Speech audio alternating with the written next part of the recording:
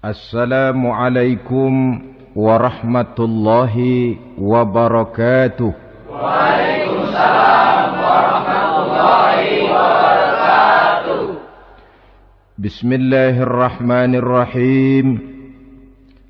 Alhamdulillahi rabbil alamin. Wassalatu wassalamu ala ashrafil anbiya'i wal mursalin. Sayyidina wa maulana Muhammadin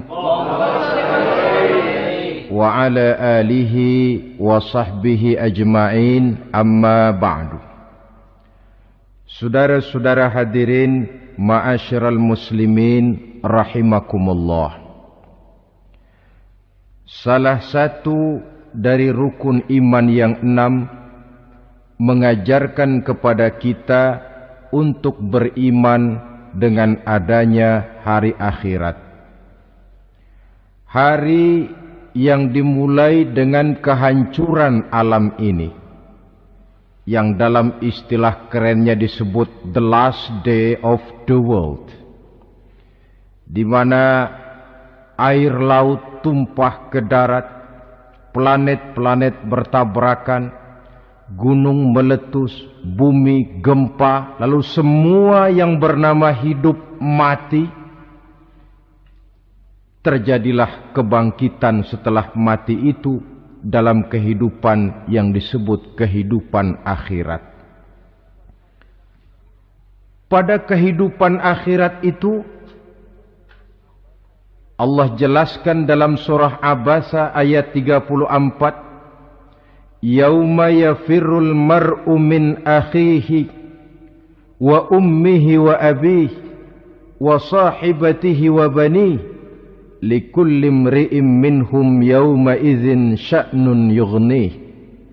Hari di mana setiap orang akan lari dari saudaranya, dari ibunya dan bapaknya, dari istrinya dan anak-anaknya. Setiap orang pada hari itu disibukkan oleh persoalannya sendiri-sendiri.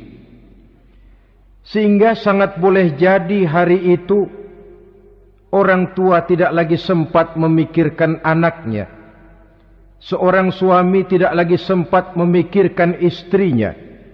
Seorang teman pun tidak akan sempat memikirkan teman. Tiap orang sibuk dengan persoalannya sendiri-sendiri untuk mempertanggungjawabkan kegiatan hidupnya ketika di dunia ini. Dalam keadaan semacam itu, di mana orang disibukkan dengan persoalannya masing-masing, ada 7 golongan manusia yang mereka tenang-tenang saja. Orang lain bingung, mereka kalem. Orang lain kepanasan, mereka mendapat keteduhan. Siapa mereka? Inilah yang akan kita jadikan pembicaraan pada pertemuan kita kali ini. Bersumber dari sebuah hadis di mana bersabda Rasulullah sallallahu alaihi wasallam, Sab'atun yuzilluhumullahu yawma la zilla illa zilluh. Ada 7 golongan manusia, kata beliau, yang di akhirat nanti akan langsung mendapat perlindungan dari Allah. Padahal hari itu tidak ada lagi perlindungan selain perlindungan Allah. Sehingga lantaran Allah langsung yang melindungi mereka, maka mereka tidak merasakan lagi kepanasan akhirat. Mereka tidak lagi merasakan kebingungan. Mereka tidak lagi disibukkan oleh persoalan, lantaran mereka langsung dilindungi oleh Allah subhanahu wa ta'ala. Siapa gerangan yang 7 orang ini?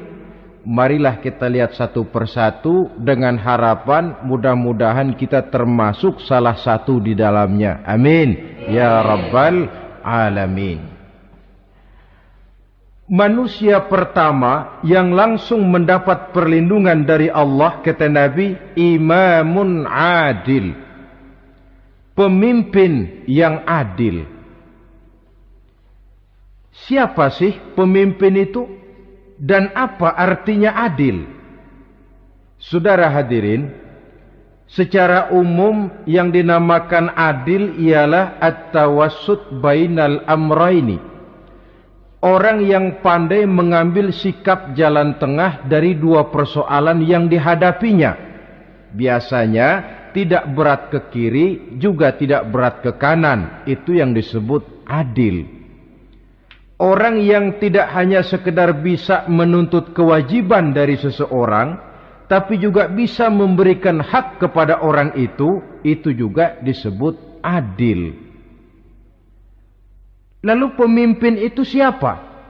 Setiap kita adalah pemimpin. Yang besar kecilnya kepemimpinan kita bergantung kepada apa yang kita pimpin. Dan sudah barang tentu bahwa setiap pemimpin akan dimintakan pertanggunggan jawab dari apa yang dipimpinnya. Seorang pemimpin yang adil, dia menaungi orang-orang yang dipimpinnya dalam kehidupan di dunia ini. Pantas kalau di akhirat nanti Allah langsung menaungi mereka. Oleh karena itu, pemimpin merupakan suatu amanah. Jabatan di samping dia merupakan amanah juga merupakan nikmat. Dan nikmat itu akan bergantung kepada pandai atau tidak kita mensyukurinya. Beberapa contoh dalam sejarah bisa kita lihat. Seorang bernama Umar bin Abdul Aziz. Pada saat beliau secara aklamasi dipilih menjadi pemimpin, menjadi presiden, ucapan yang pertama keluar dari mulutnya, inna lillahi wa inna ilaihi raji'un. Coba bayangkan ini. Dipilih jadi pemimpin, diangkat jadi presiden, bukan alhamdulillah, malah inna lillahi wa inna ilaihi raji'un. Kenapa? Dia anggap jabatan itu adalah amanah. Menyia-nyiakan amanah berarti khianat. Dan khianat ini adalah dosa besar. Pantaslah kalau Allah subhanahu wa ta'ala memperingatkan, nikmat bisa saja berubah menjadi azab kalau kita tidak pandai mensyukurinya. La in syakartum la azidannakum wa la in kafartum inna azabi lasyadid.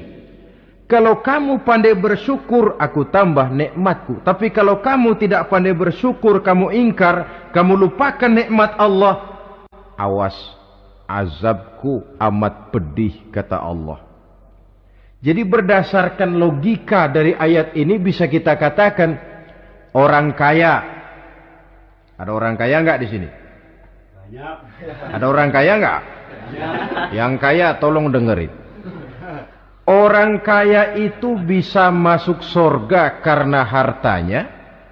Pun orang kaya banyak yang masuk neraka juga gara-gara hartanya. Tergantung syukur apa tidak syukur. Orang alim. Ada yang alim di sini? Ada. Tolong dengerin orang alim. Yang ustadz, yang kiai, orang alim bisa saja masuk surga karena ilmunya, dan orang alim pun bisa masuk neraka karena ilmunya. Pejabat, ada pejabat? Banyak. Pejabat itu bisa masuk surga karena jabatannya, pun pejabat itu bisa masuk neraka karena jabatannya. Bergantung syukur apa tidak. Kalau ada orang kaya, hartanya didapat dari jalan yang halal, berusaha menurut yang disyariatkan oleh Allah, lalu hartanya itu tidak cuma untuk ditumpuk 7 turunan, namun juga berfungsi sosial. Dia bantu pembangunan masjid, dia makmurkan majelis taklim, dia santuni yatim piatu. Orang kaya macam itu dengan hartanya, insya Allah bisa sampai ke surga. Tapi kalau ada orang kaya, hartanya didapat dari segala macam cara, asal harta tercapai segala cara halal, perlu jilat atas, perlu injak bawah, perlu sikut kiri kanan. Setelah dapat harta lalu pelitnya 17 setan.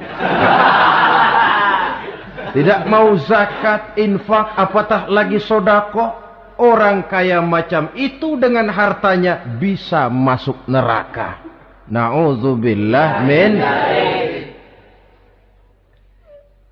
Ada orang alim, dengan ilmunya dia bimbing umat. Dia katakan yang halal itu halal, yang haram itu haram. Dia katakan yang hak itu adalah hak, yang batil adalah batil. Dia tidak peduli apapun resikonya. Orang alim semacam itu dengan ilmunya bisa sampai ke surga. Tapi kalau ada orang alim, dengan ilmunya dia malah membodoh-bodohi orang yang memang sudah bodoh. Yang halal dibilang haram, yang haram dibikin remeng-remeng. Menjadi penjilat kesana kemari. Orang alim semacam itu bisa masuk neraka karena ilmunya. Begitu juga pejabat, pemimpin. Kalau dengan jabatannya sebagai pemimpin dia berlaku adil, menaungi rakyatnya. Orang besar salah dihukum, orang kecil salah juga dihukum. Tidak hanya pandai menuntut kewajiban, tapi juga pandai memberikan hak. Pemimpin yang adil semacam ini mensyukuri nikmatnya jabatannya. Dia bisa sampai ke surga karena jabatannya. Tapi kalau dengan jabatannya dia berlaku sewenang-wenang, yang besar salah didiamkan, yang kecil salah segera ditegakkan hukum, hanya pandai menuntut kewajiban dari rakyatnya tapi tidak pandai memberikan hak, maka pemimpin semacam ini lantaran tidak pandai mensyukuri nikmat, bisa saja nikmat itu berubah menjadi azab.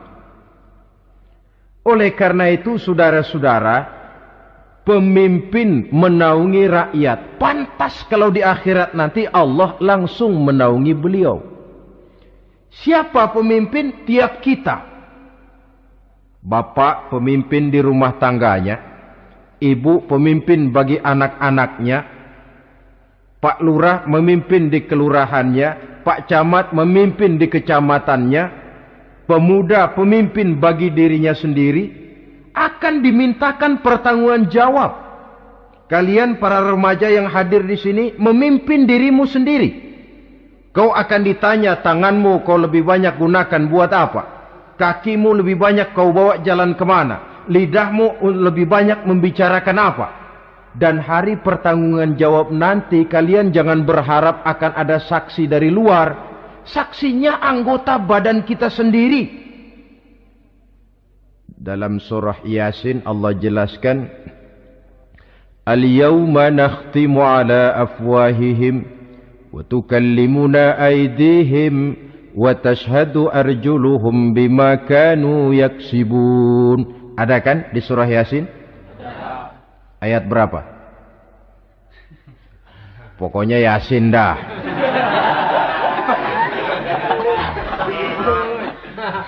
Daripada repot-repot, pokoknya Yasin gitu aja biar urusan lancar. Al-yawma nakhtimu ala afwahihim. Pada hari itu kami kunci mulut mereka. Jadi tidak pandai lagi mulut ini bicara. Wa tukallimuna aydihim, tangan-tangan mereka yang akan bicara kepada kami. Wa tashhadu arjuluhum, kaki mereka akan memberikan kesaksian.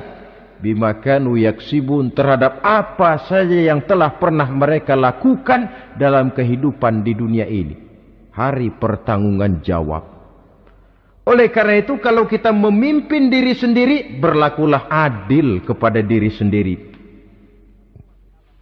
Nah, lalu masalahnya memang kita mesti adil kepada siapa saja sih? Ada 3 hal pokok yang kita harus berlaku adil. Pertama, adil kepada Allah. Yang kedua, adil kepada sesama makhluk. Dan yang ketiga, adil kepada diri sendiri. Adil kepada Allah artinya apa? Mendahulukan hak Allah daripada kepentingan pribadi.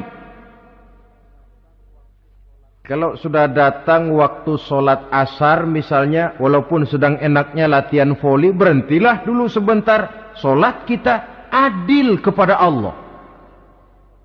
Adil kenapa? Dalam contohnya dengan sholat misalnya. Sholat itu kan sehari semalam 5 waktu yang wajib. Betul apa betul?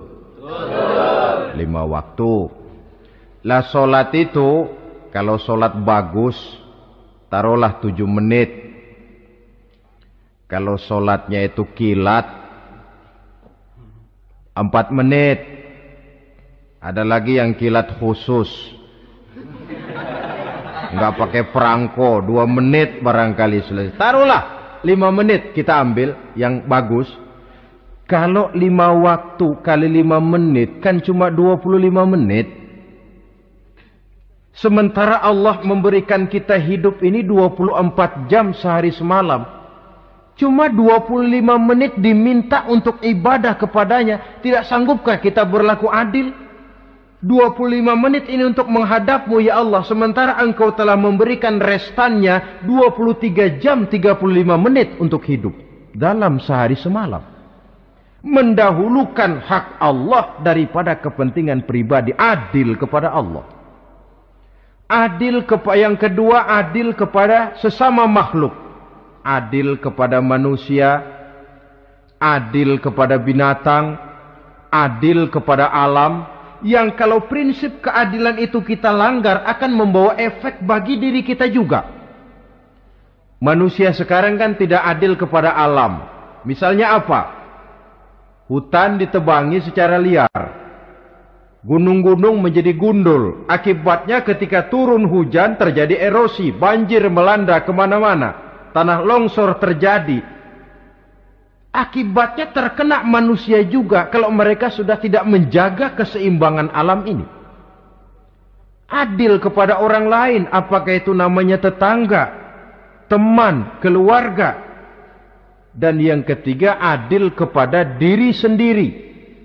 Bagaimana pengertiannya? Mata ini punya hak untuk tidur. Begadang terus tiap malam, tidak adil kepada mata. Nah, ini yang ketawanya paling kencang pasti tukang begadang ini.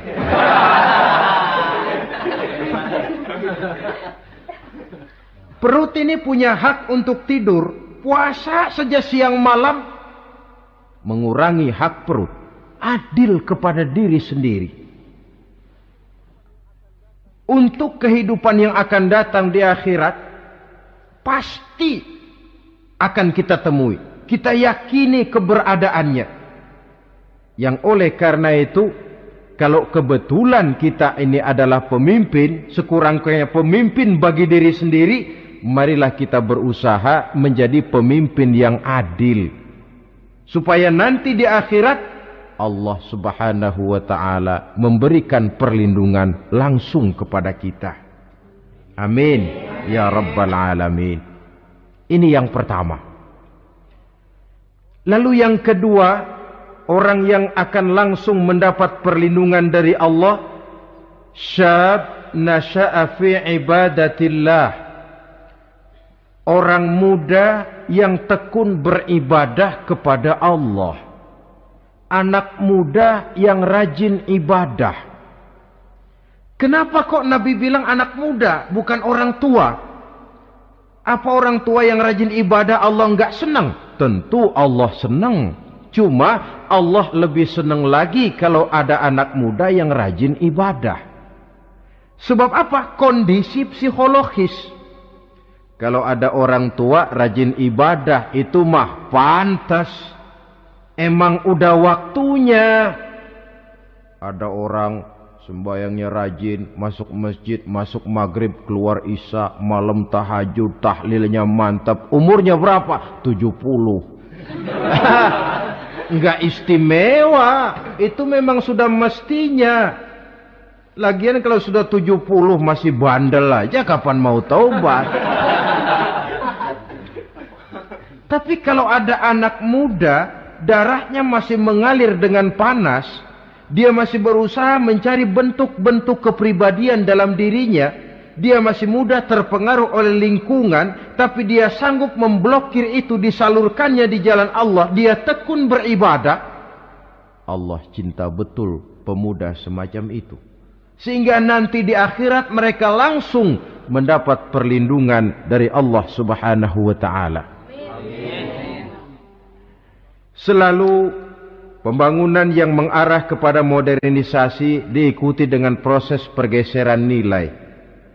Dalam kondisi semacam ini, kehidupan remaja pemuda yang masih mencari identitas dan pembentukan kepribadiannya mudah terpengaruh oleh hal-hal yang ada di sekelilingnya. Sehingga sangat boleh jadi apa yang dianggap orang dulu tabu lalu dianggap biasa. Yang aneh-aneh malah dijadikan model. Yang dilarang malah nekat diterjang. Di mana norma dan kaedah-kaedah moral tidak lagi mendapat perhatian yang wajar. Dalam kondisi semacam ini terjadilah proses peluncuran moral. Dan hampir di mana-mana kehancuran suatu bangsa dimulai dengan kehancuran moral daripada generasi mudanya. Oleh karena itu pemuda yang tekun ibadah ini sangat positif dampaknya dalam kerangka pembangunan umat. Pak, ibadah itu apa sih? Kalau jadi pemuda yang tekun ibadah, apa kemana-mana mesti bawa tasbih? Mungkin. Apa mesti pakai peci terus? Boleh jadi. Apa kemana-mana mesti pakai kain sarung? Ya tidak juga. Ibadah kan artiannya luas. Segala perbuatan yang diperintah dan karenanya bertujuan mencapai ridho Allah, itu bernama ibadah. Kalian remaja berangkat menuntut ilmu, pergi pagi pulang siang, membekali diri, menuntut ilmu itu ibadah. Kalian pulang ke rumah, ibu bapak memerintah, taat kepada orang tua, ibadah. Membersihkan lingkungan, ibadah. Bahkan jaga di waktu malam pun kalau untuk dengan niat bismillah saya jaga malam ini untuk ketenangan rakyat supaya mereka tekun dan tenang melaksanakan ibadah, itu tercatat sebagai amal soleh yang bernilai ibadah. Jadi tidak cuma sekedar sujud, tidak cuma sekedar baca Quran, seluruh aspek kehidupan manusia yang diperintah Allah dan yang bertujuan mencari ridho Allah itu bernilai ibadah. Pemuda yang tekun melaksanakan ibadah kepada Allah. Apalagi terutama adik-adik remaja yang hadir pada kesempatan ini, masa muda itu masa yang paling indah memang. Sampai orang Kulon bilang, there is not delightful memorize. Iya, barat itu kan Kulon. Saya lebih senang pakai orang Kulon saja. There is not delightful memorize and then the youth moment. Bahwa tidak ada masa yang lebih indah selain masa muda. Tapi masa muda yang katanya indah itu sebentar. Sebentar sekali. Kalau kita tidak pandai memanfaatkannya dengan sebaik-baiknya, boleh jadi dia akan hilang tanpa sesuatu yang ada artinya buat hari depan. Dan hari depan itu sebagian besar ditentukan oleh masa muda sekarang ini. Karena itu kepada yang muda saya berpesan, pergunakanlah masa muda itu dalam ketekunan beribadah kepada Allah. Ibadah dalam artian yang seluas-luasnya. Jangan seperti pepatah orang itu.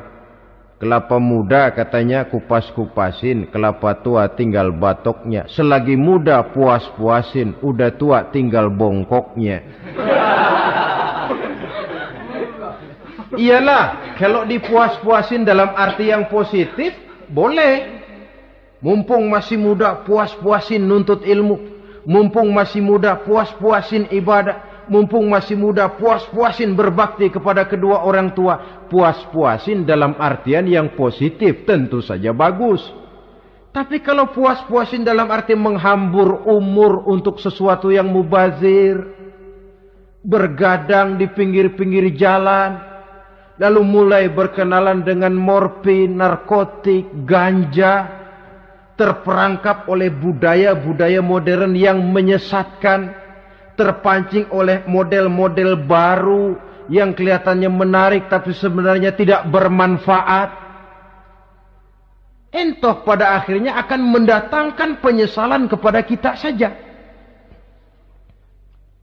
Coba, belakangan ini saya dengar di Jakarta akan ada satu festival yang disebut Festival Ngeceng.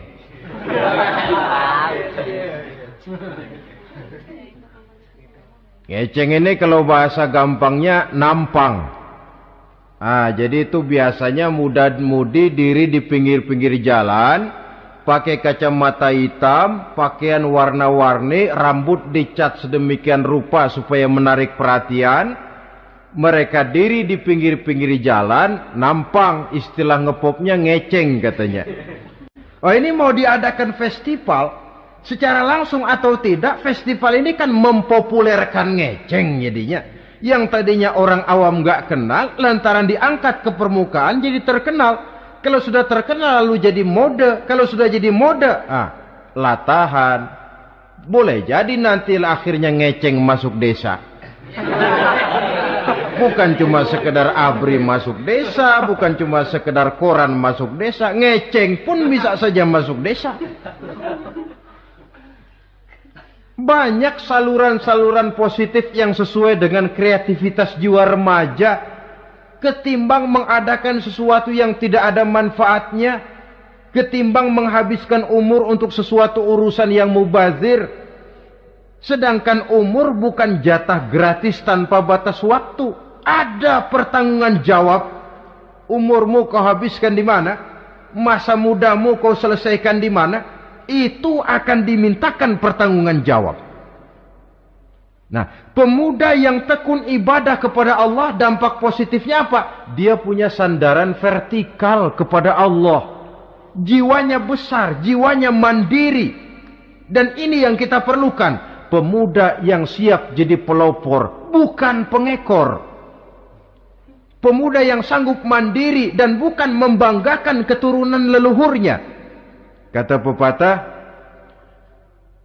wa khairun nasi dzu syarafin qadimin aqama li nafsihi syarafan jadida wa syarrun nasi dzu khumulin idza fakhartahum zakarul jaduda. Generasi yang baik adalah generasi yang punya kejayaan masa lalu, dan buat mereka sendiri mereka mampu mendirikan kejayaan yang baru. Artinya nenek moyangnya memang orang-orang terhormat, tapi dia mampu mandiri mendirikan kehormatan itu bagi pribadinya. Sebaliknya, generasi yang paling jelek adalah generasi pemalas, yang kalau orang lain kelihatan lebih hebat, dia sebut-sebut nenek moyangnya. Lu sih belum apa-apa, bapak gua dong, bapak gua katanya. Lu sih belum apa-apa, om saya dong, tante saya dong. Kerjanya cuma membangga-banggakan leluhur, dia sendiri tidak ada apa-apanya. Ini generasi yang paling jelek. Kalau orang kelihatan lebih hebat, dia sebut leluhurnya. Sementara dia sendiri nol nilainya, tanpa ditunjang oleh fasilitas leluhurnya. Pasukan pemuda mandiri macam ini yang kita perlu. Bukan sekedar pasukan pemuda oke bos, kulunuwun, yes sir, yes man, kumaha juragan wae.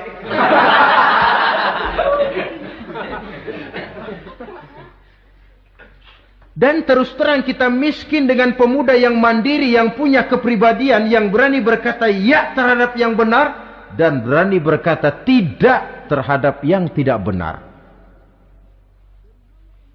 Dari mana ini didapat? Sandaran vertikal dalam bentuk ibadah kepada Allah akan memantapkan jiwa, membersihkan hati, sehingga dia akan berfungsi seperti radar. Sandaran vertikalnya cuma kepada Allah. Inilah dampak positifnya. Karena itu tentu saja kita berharap sekurang-kurangnya pemuda-pemudi yang hadir pada kesempatan ini, menjadilah pemuda-pemudi yang tekun beribadah kepada Allah. Amin. Amin. Nah, baiklah ya. Itu tadi yang kedua. Kita lanjutkan sekarang yang ketiga. Orang yang akan langsung mendapat perlindungan dari Allah. Kata Nabi, rajulun qalbuhu mu'allakun bil masjidi. Seseorang yang hatinya selalu terpaut kepada masjid. Apa arti terpaut kepada masjid ini? Apa orang yang gak pernah keluar-keluar dari masjid? Tentu saja bukan. Apa gunanya di dalam masjid terus kalau kerjanya cuma tidur doang? Maksud terpaut kepada masjid ini, hatinya selalu berpikir bagaimana memakmurkan masjid. Jasadnya boleh saja ada di kantor, boleh saja ada di pasar, boleh ada di sawah, boleh ada di ladang. Tetapi hasil daripada usahanya dia lalu berpikir bagaimana memakmurkan masjid. Sebab apa? Masjid merupakan center of activity, pusat daripada kegiatan umat. Kalau kita lihat fungsi masjid di zaman Rasul, di masjid beliau berdakwah, di masjid beliau mengatur negara, di masjid beliau mengadakan perundingan, di masjid beliau bermusyawarah dengan para sahabat. Pusat daripada kegiatan umat. Dan memakmurkan masjid ini dasarnya tidak lain karena iman kepada Allah. Prinsipnya bagaimana kita menghidupkan masjid dan bukan mencari hidup di masjid. Kalau sudah prinsipnya dibalik, bukan menghidupkan masjid tetapi mencari hidup di masjid, saya khawatir masjid akan ambruk. Nyatanya kadang-kadang masjid kita ini fungsinya belum maksimal. Kadang-kadang ada kok masjid yang bukanya cuma seminggu sekali. Jumat pagi jam 9 masjid buka, Jumat jam 2 tutup, buka-buka lagi Jumat depan.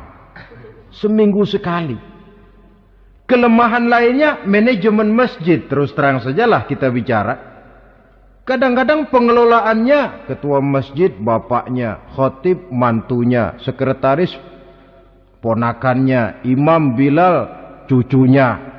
Gak ada orang lainnya. Ya kalau bagus kepengurusannya tidak apalah.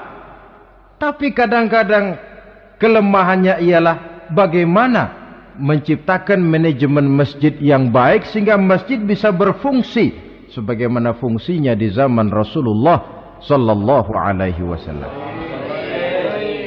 Apalagi belakangan ini ada kecenderungan yang membuat kita optimis, gembira. Remaja, pemuda-pemudi mulai gemar datang ke masjid. Berkumpul membentuk remaja masjid, remaja musola, mengadakan kegiatan majelis taklim yang mingguan, yang bulanan, aksi sosial yang semuanya bermuara dari kehidupan masjid. Sesuatu yang menggembirakan. Dan sudah sepatutnya para pengelola masjid membuka pintu untuk bisa mengatur masjid menurut manajemen yang diharapkan oleh umat. Karena bagaimanapun di masjid dua jalur komunikasi, bahasa kerennya two-way traffic communication, itu bisa kita laksanakan. Yaitu hablum minallah wa hablum minan nas. Berhubungan kepada Allah dan berhubungan kepada sesama manusia bisa terlaksana di masjid. Berhubungan dengan Allah jelas saja lewat solat misalnya. Berhubungan dengan sesama manusia jelas saja lewat musyawarah, lewat majelis taklim, lewat kegiatan-kegiatan yang mensyiarkan agama. Dan begitu selanjutnya. Saudara hadirin yang saya hormati, memakmurkan masjid sebagai rumah Allah. Sebab dalam hadis kursi Allah katakan, inna buyuti fil ardi al masajid wa inna zuwari fiha ummaruha rumahku di permukaan bumi adalah masjid-masjid, kata Allah. Dan orang-orang yang memakmurkan masjid, orang yang datang ke masjid adalah tetamuku. Kalau Allah memerintahkan kita menghormati tamu, tentu Allah lebih tahu bagaimana menghormati tamunya sendiri. Allah mengajarkan kita, hormatilah tamumu. Sekarang kita yang menjadi tamunya Allah dengan datang ke masjid, dengan memakmurkan masjid, Allah lebih tahu menghormati tamunya. Ini yang ketiga. Yang keempat, hadirin, orang yang langsung mendapat perlindungan dari Allah itu rajulani tahabba fillahi ijtama'a alaihi wa tafarraqa alaihi. Dua orang yang menjalin persaudaraan, yang bertemu dan berpisah karena Allah, bersaudara karena Allah, bukan karena orang punya pangkat tinggi lalu kita temani, bukan karena orang kaya lalu kita dekati, tetapi karena Allah. Kau di jalan Allah, mari kau saudara saya. Kau keluar dari jalan Allah, maaf sajalah, bawalah dirimu sendiri, saya akan membawa diri saya. Lebih baik sendiri daripada berteman jahat. Berdua memang lebih baik daripada sendiri, tapi sendiri lebih baik daripada berteman jahat. Maksudnya apa ini? Sederhana dalam benci, sederhana dalam cinta. Ukurannya Allah. Al-Quran mengisyaratkan, wa asa an tuhibbu syai'an wa huwa syarrul lakum, wa asa an takrahu syai'an wa huwa khairul lakum. Sangat boleh jadi, kata Allah, kamu menyenangi sesuatu padahal akibatnya tidak baik bagi kamu.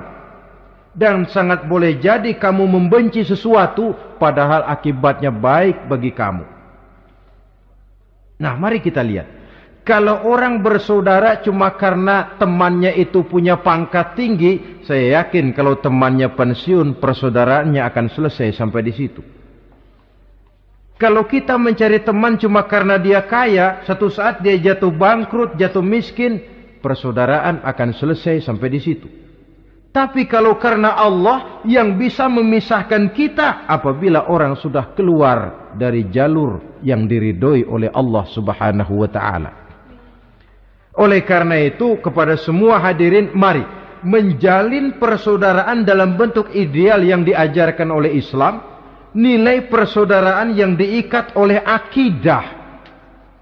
Kalaupun harus benci, bencilah sederhana, tidak habis-habisan ngebenci orang. Kalaupun harus cinta, cintalah sederhana. Boleh jadi yang hari ini kita benci bukan main, besok kita senangi. Mungkin yang hari ini kita cintai mati-matian, besok sudah berubah menjadi yang kita benci. Sederhana saja, tidak usah berlebih-lebihan. Kalau nilai persaudaraan yang diajarkan ini bisa kita wujudkan, persaudaraan yang diikat dengan nilai akidah, maka dari persaudaraan semacam itu, insya Allah kita bisa berbuat banyak untuk kepentingan diri, keluarga, masyarakat kita pada umumnya. Ini kelompok yang keempat.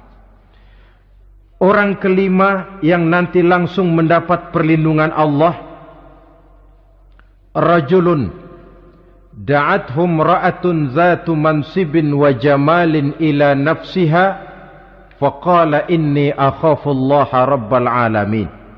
Seorang laki-laki, kata Nabi, yang dipanggil oleh perempuan cantik. Laki-laki normal dipanggil oleh perempuan cantik. Untuk apa? Diajak melakukan perbuatan yang negatif. Tidak ada orang yang tahu. Tempatnya sepi. Apa yang terjadi? Orang ini berkata, inni akhafullaha rabbal alamin. Maaf saja, saya takut kepada Allah. Orang yang bermoral nanti di akhirat langsung dilindungi oleh Allah. Tidak mudah jatuh oleh bujuk rayu. Tidak mudah terpesona oleh wajah-wajah yang menggiurkan. Seperti dalam sejarah yang terkenal itu Nabi Yusuf alaihi salam. Kenal kan Nabi Yusuf? Nabi Yusuf itu bekerja di istana Kitfir. Kitfir ini punya istri namanya Zulaikha. Orangnya cantik. Diam-diam Zulaikha ini rupanya naksir sama Yusuf. Satu hari suaminya tidak ada di rumah, pintu dikunci-kunciin. Setelah pintu semua terkunci, dia panggil Nabi Yusuf, "Hai Talak, Yusuf, sini." Kata Yusuf, "Mau ngapain?" "Pokoknya sini." "Iya, mau ngapain?" "Iya, kayak orang-orang, ngapain sih?"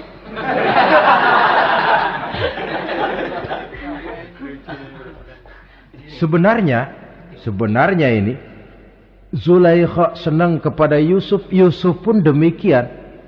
Walaqad hammat bihi wa hamma biha. Zulaikha menyenangi Yusuf, Yusuf pun menyenangi Zulaikha. Tapi apa? Walaula an ra'a burhana rabbih.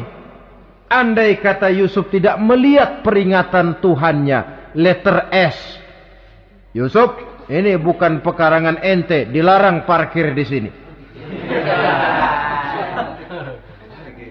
Sehingga walaupun tidak ada yang tahu, tidak ada yang melihat, Nabi Yusuf selamat dari bujuk rayu Zulaikha. Mempertahankan nilai-nilai moral di tengah kemajuan zaman memang merupakan pekerjaan yang tidak ringan. Merupakan pekerjaan yang sangat berat. Akan ada saja cobaan, akan ada saja gangguan yang kita temui di sepanjang perjalanan hidup ini. Tapi sebaliknya, kalau orang sudah tidak lagi menjunjung moral yang tinggi, lalu hidup menurut selera sendiri-sendiri, ya kita lihatlah lahirnya kebudayaan kumpul kebo yang diawali dengan free sex yang mengarah kepada Samenleving alias hidup bersama tanpa nikah. Memang sebabnya boleh jadi macam-macam. Mungkin karena broken home, nggak merasa diperhatikan di rumah, ibu bapak sibuk, lalu anak mencari kesibukan sendiri. Mungkin karena tekanan ekonomi dalam kehidupan miskin, lalu ada yang menawarkan kerjaan, tidak taunya malah dilemparkan ke lembah hitam. Mungkin juga karena pengaruh pergaulan dari lingkungan baik-baik, lalu berteman dengan yang tidak baik, hanyut ditelan arus pergaulan. Mungkin juga pengaruh kebudayaan yang dia tonton, buku yang dia baca, film yang dia lihat, ikut mewarnai dan membentuk kepribadiannya. Tapi apapun alasannya, satu hal yang jelas, semuanya berangkat dari rapuhnya pegangan orang kepada nilai-nilai agama. Sebab sumber nilai moral yang tertinggi tidak lain agama adanya. Intinya apa? Intinya tidak lain, orang yang beragama itu meyakini bahwa kemanapun dia pergi, dimanapun dia berada, Allah selalu melihat yang dia lakukan. An ta'budallaha ka'annaka tarahu fa illam takun tarahu fa innahu yaraka. Begitu yang kita pelajari dalam ihsan. Engkau beribadah kepada Allah seolah-olah kau lihat Allah. Kalaupun Allah tidak kau lihat, yakinlah Allah melihatmu. Jadi kalau saya sendiri, yang kedua itu Allah. Dibujuk rayu oleh cewek cakep, "Ayo dah bang, gak ada orang, kita cuma berdua." Dia bilang, "Enggak, kita enggak berdua, bertiga." "Berdua bang?" "Bertiga." "Yang ketiga siapa?" "Lu, gue, Allah, tiga."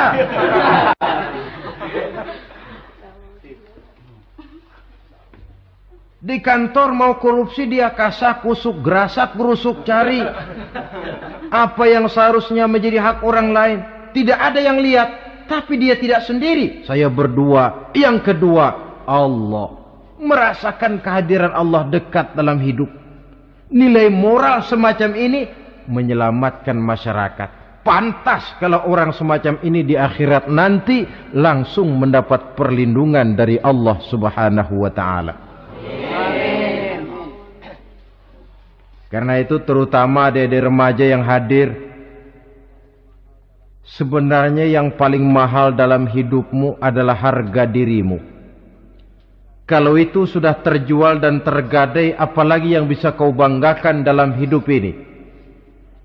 Titel yang berenteng barangkali, harta yang banyak, mobil yang serba berkilat barangkali. Tidak akan banyak manfaatnya kalau sudah dimulai dengan kehancuran daripada harga diri. Tidak ada yang lebih mahal daripada harga diri. Jagalah itu baik-baik. Pelihara nilai-nilai moral. Makin pandai kau jaga diri, insya Allah makin mahal hargamu. Dalam pandangan manusia, lebih-lebih juga dalam pandangan Allah. Pantas kalau pepatah bilang innamal umamul akhlaqu ma baqiyat fa in zahabat humu akhlaquhum zahabu. Suatu bangsa akan tegak kalau dia masih punya nilai moral. Bila hancur moral itu, hancur jugalah ketegakan daripada bangsa itu sendiri. Ini yang kelima. Yang keenam, masih dua lagi.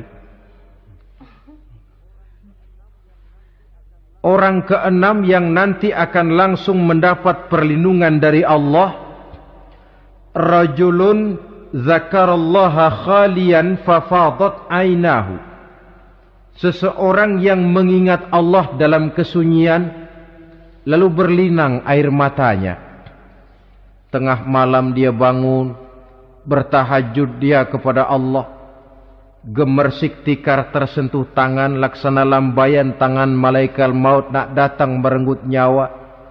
Terbayang segala dosa dan kesalahan, tergambar semua kekeliruan yang dilakukan dalam hidup. Lalu air mata pun tanpa terasa berurai membasahi pipi. Orang yang mengingat Allah dalam kesunyian. Saudara, tidak ada orangnya itu yang tidak punya dosa. Coba saya mau tanya, yang kumpul di sini ada nggak orangnya yang nggak punya dosa? Tidak ada. Dan memang orang yang baik itu bukan orang yang tidak punya dosa, sebab tidak ada orang yang tidak punya dosa. Orang yang baik adalah orang yang apabila dia melakukan dosa, dia segera sadar, dijadikannya itu sebagai pelajaran untuk tidak diulanginya lagi pada masa yang akan datang. Dengan kata lain, mengingat Allah dalam kesunyian itu artinya bertaubat.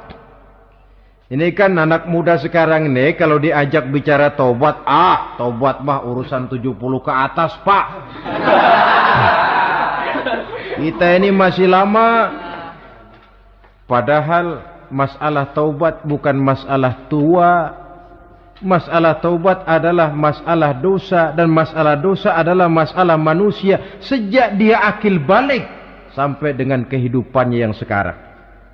Sengaja atau tidak, besar atau kecil, ringan atau berat, tiap kita mesti mempunyai yang namanya dosa. Allah Maha penerima taubat sepanjang nafas belum sampai di kerongkongan. Jikalau nafas sudah sampai di tenggorokan, baru kita mau melaksanakan yang namanya taubat. Kasihlah itu.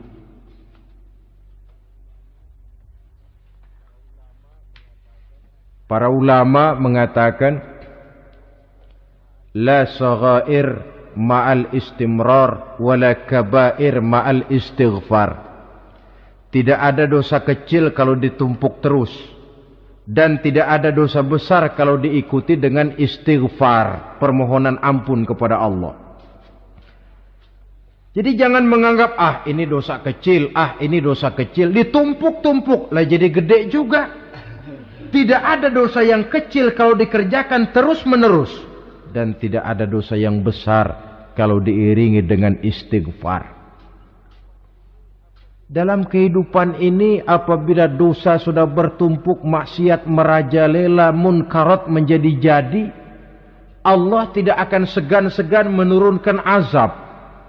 Azabnya itu bisa dalam bentuk bencana alam, banjir namanya, kebakaran merajalela namanya, gempa bumi namanya, bendungan pecah namanya, reaktor atom bocor namanya. Namanya boleh jadi macam-macam. Sebab apa? Al-Quran memberikan jaminan, wa ma kana Allahu liyu'adzibahum wa hum yastaghfirun. Allah tidak akan menurunkan azab selama di tengah masyarakat manusia masih banyak orang yang istighfar kepada Allah.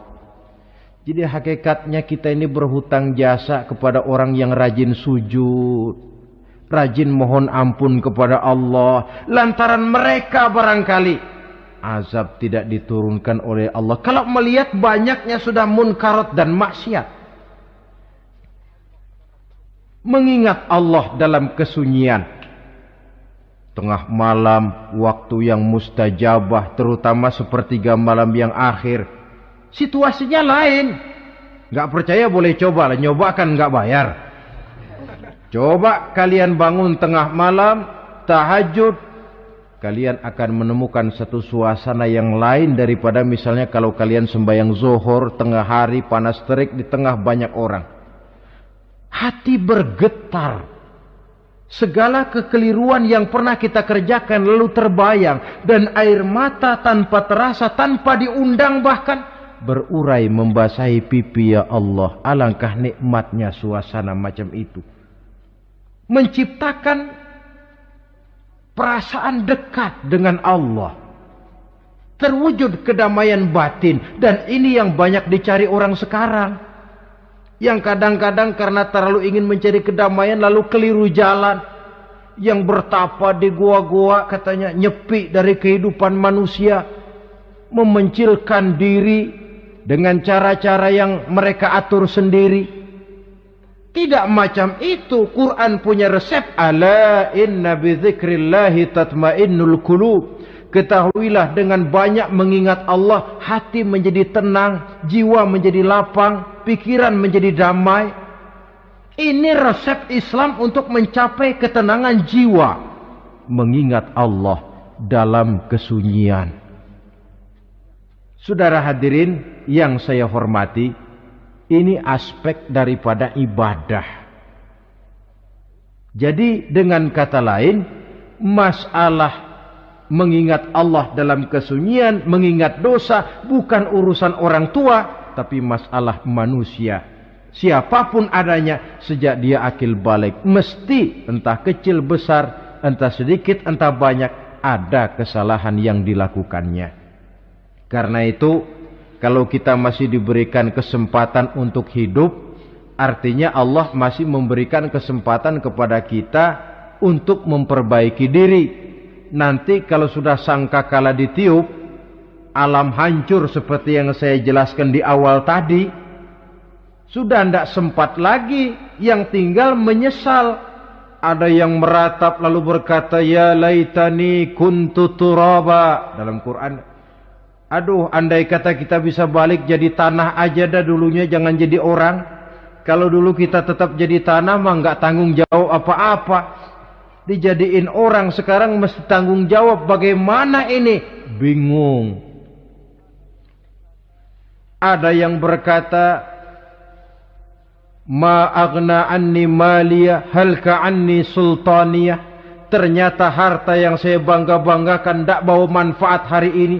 Ternyata jabatan yang pernah saya duduki malah merusak saya hari ini. Tinggal lagi penyesalan karena kelalaian memanfaatkan waktu hidup dalam kehidupan di dunia ini. Karena itu pandai-pandailah membagi orientasi. Ada saatnya kita sibuk tenggelam dalam berbagai urusan dunia, lain saat tenggelam dalam kefanaan dan kesunyian, membekali diri untuk kehidupan akhirat nanti. Sebentar meninggalkan dunia, rekes kepada Allah, mi'raj, naik menghadap Allah. Supaya terwujud keseimbangan untuk mencapai fid dunya hasanah wa fil akhirati hasanah. Kebahagiaan dan kebaikan di dunia maupun di akhirat nanti. Inilah golongan yang keenam. Orang yang langsung mendapat perlindungan Allah, yang mengingat Allah dalam kesunyian. Yang ketujuh, yang terakhir, orang yang langsung mendapat perlindungan dari Allah di akhirat nanti, rajulun tasaddaqa bi sadaqatin fa akhfaha hatta la ta'lama shimaluhu ma tunfiqu yaminuhu. Seseorang yang bersedekah lalu dia ikhlas dengan sedekahnya sehingga tangan kirinya tidak tahu apa yang diberikan oleh tangan kanannya. Orang yang pemurah, orang yang menyadari bahwa apapun yang dia punya dalam hidup ini cuma sekedar titipan. Fungsinya lalu seperti keran, menyimpan air tapi untuk disalurkan lagi kepada orang yang memang memerlukannya. Alangkah nikmatnya kalau Allah memberikan kepercayaan kepada kita untuk menjadi penyalur, distributor rezeki. Kalau kita ingat kemari, berpikir ke sini, kita tidak akan sayang lagi. Enak saja yang peras keringat banting tulang cari rezeki saya, sampean datang-datang mau minta. Loh, mungkin rezeki dia tapi lewat tangan kita. Satu kehormatan dari Allah kalau kita dijadikan seperti keran, menyimpan air tapi tidak untuk dirinya sendiri, disalurkannya kepada orang-orang yang memang memerlukannya. Tidak ada orang jatuh bangkrut lantaran bersikap pemurah, dan tidak ada orang jadi kaya raya lantaran dia bakhil atau pelit bin kikir alias medit.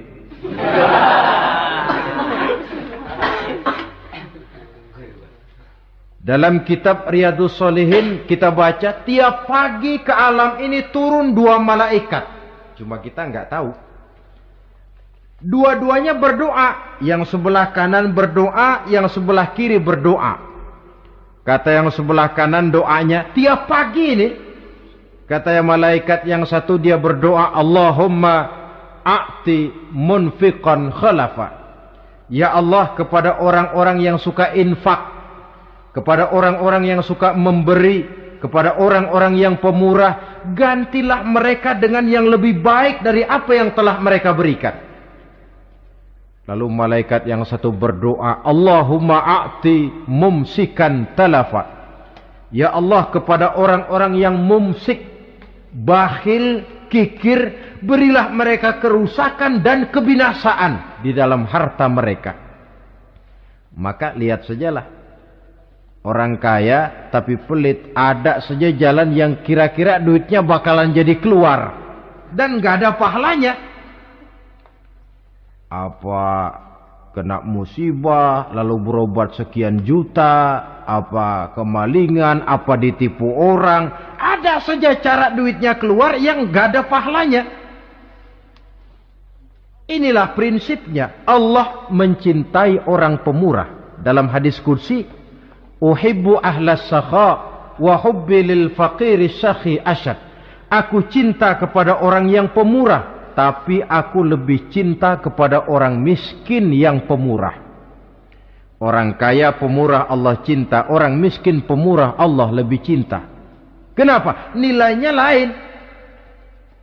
Orang kaya sedekah 500, orang miskin sedekah 500, sama 500-nya, tapi saya yakin pahalanya lebih besar buat si miskin. Kenapa? Buat orang kaya 500 apa artinya? Sekelebatan. Buat si miskin 500 dia mesti peras keringat banting tulang. Tapi dia berani memberi seperti beraninya orang kaya. Nilai ini yang dilihat oleh Allah.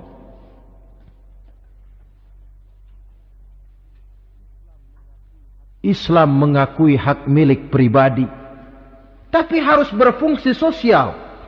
Di dalam harta yang kita miliki itu ada haknya masjid, ada haknya yatim, ada haknya madrasah. Dan Allah subhanahu wa ta'ala bisa, saya katakan di awal tadi, merubah nikmat menjadi azab kalau kita tidak pandai mensyukurinya. Bersyukur kalau diberikan harta artinya mempergunakan harta itu sesuai dengan kehendak yang memberinya. Allah memberikan harta kepada kita. Apa yang Allah kehendaki? Supaya harta itu berfungsi sosial. Milik pribadi silahkan, tapi berfungsi sosial dalam kehidupan. Kita terus terang saja, umat Islam ini bukan tidak punya potensi, tapi tidak pandai menginventarisir potensi. Apa tidak ada orang Islam yang kaya? Banyak. Yang belum banyak yang mau berbuat atas nama dan untuk kepentingan agamanya. Kalau buat pribadinya, berani bukan main. Itulah yang sering diungkapkan orang. Pembangunan pesantren terlunta, ya, asrama yatim piatu tidak terurus. Ada orang membangun masjid, meletakkan batu pertama sekaligus jadi batu terakhir. Setelah itu la yamutu wa la yahya, mau dibilang hidup tidak kelihatan geraknya, mau dibilang mati pun tidak ketahuan kuburannya. Kurangnya kesadaran akan arti amanah dan titipan dari Allah. Lahirlah korun-korun abad 20. Kalian tahu sejarah korun? Saking kayaknya korun, kunci gudang hartanya itu saja onta yang bawa. Itu baru kunci itu. Onta yang bawa. Ketika orang tanya, anna laka hadza ya korun, hartamu begini banyak dari mana kau dapat korun? Ya saya usaha, tidak ada hubungannya sama Tuhan katanya. Apa yang terjadi? Lantaran kekurang ajarannya melupakan nikmat. Korun dan seluruh harta bendanya ditenggelamkan Allah oleh gempa bumi. Makanya orang sekarang kalau dia macul ketemu harta, apa katanya? Gue dapat harta karun. Peninggalan si korun itu barangkali dahulunya. Saudara-saudara, oleh karena itu, kalau kita oleh Allah diberikan amanah berupa harta, pandailah bersyukur dan jadilah orang yang ikhlas dalam bersedekah. Nah, inilah pertemuan kita pada kali ini. Walaupun singkat, mudah-mudahan sekali lagi kita termasuk salah satu di antara 7 golongan yang di akhirat nanti langsung mendapat perlindungan dari Allah. Amin. Terima kasih banyak atas segala perhatian. Mohon maaf atas segala kekurangan. Usikum wa nafsi bitaqwallah. Wassalamualaikum warahmatullahi wabarakatuh.